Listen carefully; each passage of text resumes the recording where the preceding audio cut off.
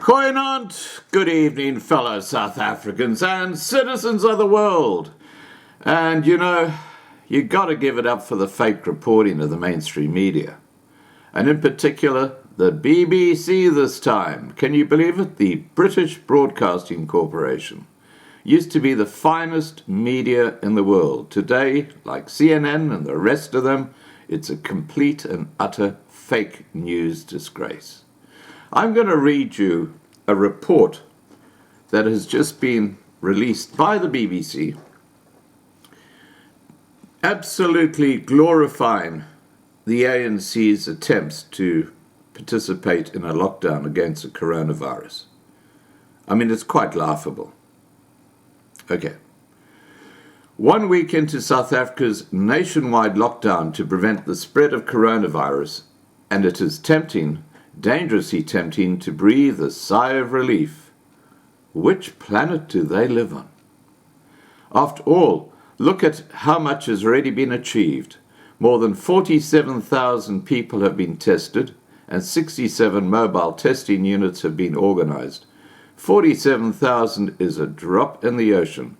And let's remember that people are being turned away from hospitals because they don't have testing kits. They've been sent home to isolation just to go and ride it out, and because the public hospital system is breaking at the seams. But the BBC think they have got this nailed down. Let's continue. There are even drive-through testing centres. Soon the country will be able to test 30,000 people every day. Now, can someone in South Africa tell me where these drive-through testing centres are? Because that's the first I've heard of that.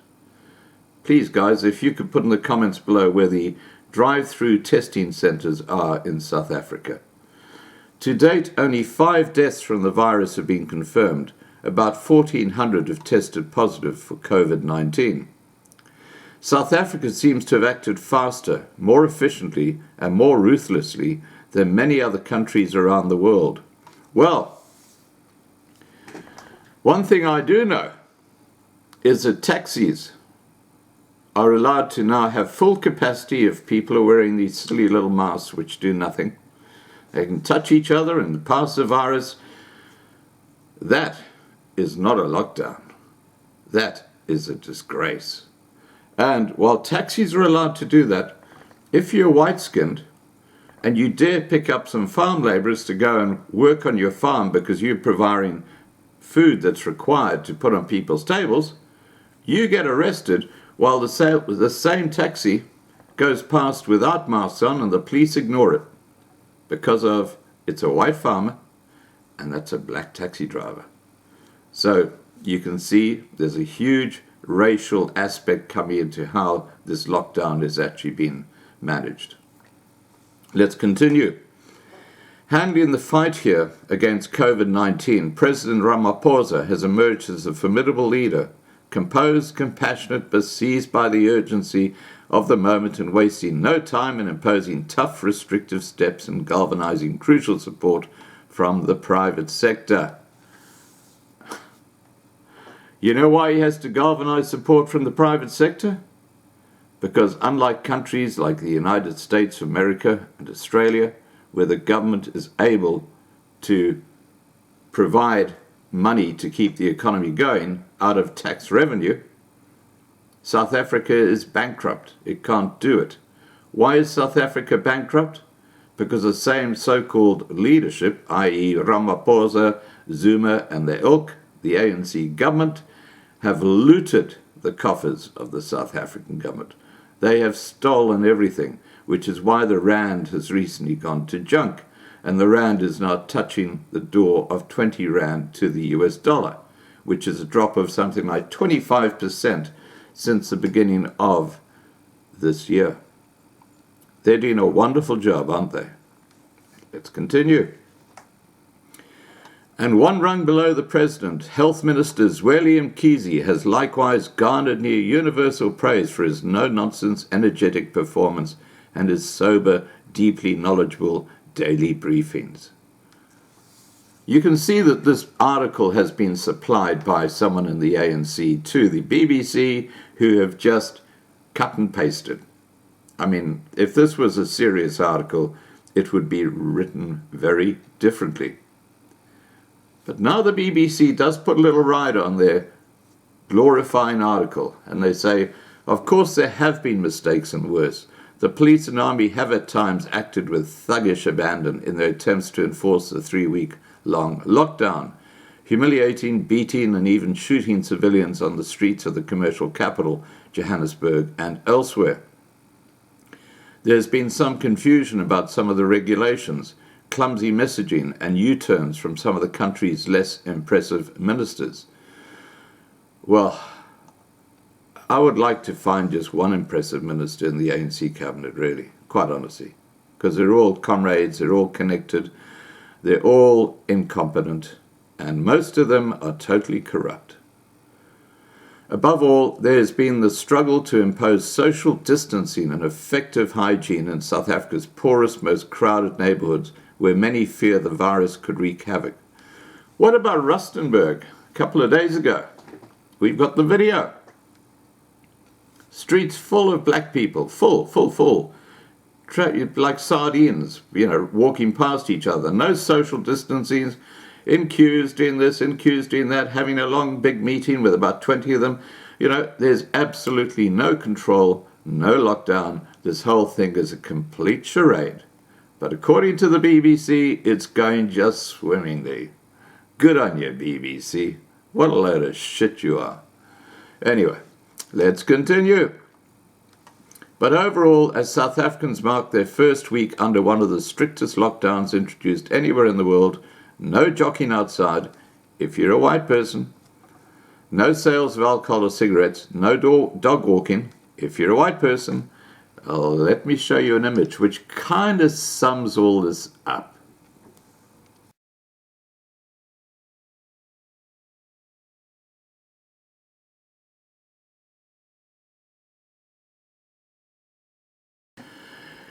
In this image that follows, you'll see the townships which are not complying with the lockdown. And Gerard writes, this was distributed by hand to us on CPF management by the local South African Police Service Station Commander, and shows the areas in Gauteng that do not comply to lockdown rules, i.e. they're taking no notice of it. On a rough estimate, I calculated that the areas mentioned comprise of about 12.5 million residents. That's about 25% of the population are not taking any notice of the lockdown after 7 days of lockdown.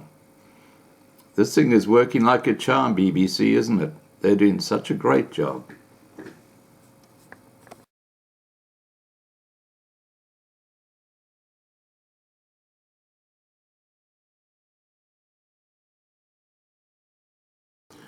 Well, it wouldn't be so funny if it wasn't true. That's exactly how the police are acting against the white people. No leaving home, except for essential trips and prison or heavy fines for law breaking.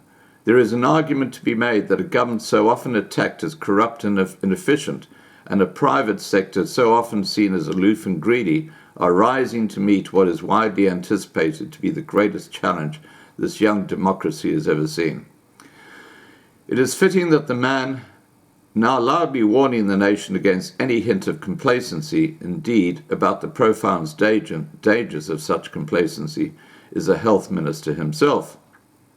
Well, I'm just going to say watch this space, because we're now in early April. I can tell you, not as a prophecy, but as just pure logic, by the end of this month, those townships are going to be in chaos. That coronavirus is going to be right through them.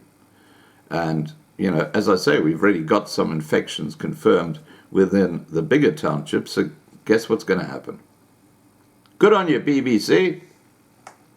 Anyway, Dr. Mkhize said, what we may currently be experiencing is a calm before a heavy and devastating storm, when he officially launched a new batch of mobile laboratories. He said, unless we move fast, we'll soon be swarmed. There will therefore be no further warning before the pounding descends upon us. Well, he got that right. There will not be time to prepare what we will not have put in place in the next 7 days, Dr. Mkhize said, noting that the virus has already begun to spread inside the country and that we don't as yet have a true picture of the size of the problem. Now, that is the only statement in here that rings true. Get that? We don't yet have a true picture of the size of the problem. So these figures that the health minister is giving out, like 1380 or 1480 or whatever it is right now, are a load of BS. It's like, thumb sucking. The actual figure is much, much higher. It's, as I've said, it's probably closer to 100,000 now in South Africa, largely in the townships. In other words, for all South Africa's impressive early steps, a real battle lies ahead, and the real test of the country's health system has yet to begin. Now, health system? What health system? They don't have a health system. They have a joke. This isn't a first world country. South Africa used to be. It's now a third world country, thanks to the ANC government. Time the BBC actually visited South Africa and saw what's actually going on. And where I'd suggest to go first is to Addington Hospital and a couple of the other hospitals, just for comparison. Given that this is one of the world's most unequal societies, it is already clear that the battle will be fought, lost, or won in the country's poorest communities. Now, do you notice the subtle racial implication there? Unequal societies, implying that the whites are still doing just well, thank you, and the blacks are really suffering. Well, that's how out of touch the BBC are. They just haven't got a clue. They are hopeless as a media outlet. Anyway, the article concludes by saying, it is also clear that for all the impressive, skilled leadership available at the highest levels of the South African state government and private sector, well, the first two have no skilled leadership. Private sector, yes, they do. Years of cronyism, corruption, and economic stagnation have damaged key institutions. Adrian Enthoven, a prominent businessman now helping to run a solidarity fund set up to collect and administer private contributions to the fight against the coronavirus, said, "We are not well prepared and positioned as a country after a decade of hollowing out of state institutions." Now, that gets sunk right at the bottom of the article. When you read the rest of the article, you think that the ANC government are doing a fantastic job. What a load of fake news. Anyway, please put your comments down below and let me know what you think. And maybe we should then send this link of this video back to the BBC, back to this reporter, and suggest he rewrites the article. Alright guys, please remember to subscribe to be kept informed. Ring the bell for the updates. Please like this video, please share this video, and above all, please stay safe.